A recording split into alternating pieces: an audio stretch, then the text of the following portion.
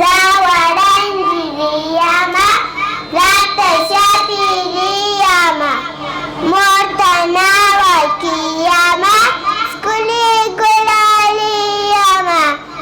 دا په هلمند کې د یوه خصوصي وړکتون د فراغت مراسم دي.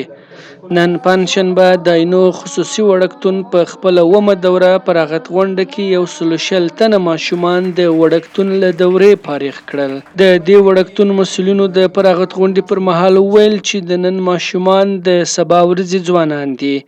دوی هڅه کړې چې تنکي ماشومان په هیوادنۍ مینې سره سنبال ټولنې ته وړاندې کړي. ښه ماشوم د ټولنې د آبادۍ لپاره د ټولنې د ښېرازۍ لپاره هغه اساس دی. که چیرې یو ښه ماشوم روزل کېږي تربیه کېږي.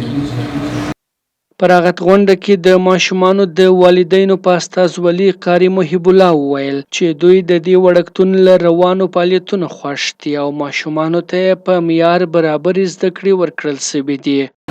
لکه څنګه چې د پوهنتون څخه فراغت هم اهم او ضروري دی، د هغه نه مخکې د وړکتون دوره د دې ماشومانو لپاره اهم او ضروري ده، تر څو چې ګران ماشومان د دوی اذهان سوچ فکر د علم او د تعلیم سره شوق او ذوق پیدا کړي. د فراغت مراسمو کې د دې وړکتون ګڼ شمېر زده کوونکو دا غونډه په خپلو ښکلو ترانو او پیغامونو نور هم رنګینه کړه. آمنت بالله ایمان رب الله تعالی و ملائکته و ملائکو و کتابی و کتابو و رسولی و رسولانو طلب العلم فریضة علی کل مسلم. د علم زده کړه په هر مسلمان باندې فرض دی. My nose, my father, my mouth, my heart, my lips, my sunnet, my teeth, my غاښونه.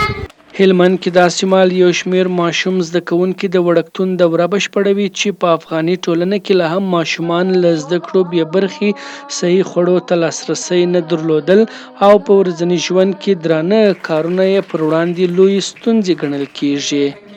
حافظ احمد نصرت، سکون راډیو.